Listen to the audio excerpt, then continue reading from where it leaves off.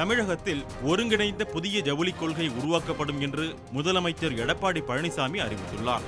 இன்று சென்னை கலைவாணர் அரங்கில் நடைபெற்ற 3வது தேசிய கைத்தறி தின விழாவில் பேசிய முதலமைச்சர் இவ்வாறு தெரிவித்தார். ஒருங்கிணைந்த புதிய ஜவுளி கொள்கை உருவாக்கப்படும் என்பதை இந்த நேரத்தில் தெரிவித்து, நெசவு தொழிலுக்காக மாண்பு அம்மாவின் அரசு ஏராளமான திட்டங்களை கொண்டு வந்திருக்கின்றது. வரும் பொங்கல் பண்டிகைக்கு 3,36,00,000 பயனாளிகளுக்கு கைத்தறி வேட்டி சேலைகள் வழங்கப்பட உள்ளதாகவும் முதலமைச்சர் தெரிவித்தார். நிகழ்ச்சியில் பேசிய நிதியமைச்சர் ஜெயக்குமார், ஜிஎஸ்டியில் ஜவுளி பொருட்களுக்கு விதிக்கப்பட்டுள்ள 5% வரியை கைத்தறி நெசவுக்கு விலக்கு அளிக்குமாறு மத்திய அரசிடம் தமிழக அரசு வலியுறுத்தும் என்று தெரிவித்தார்.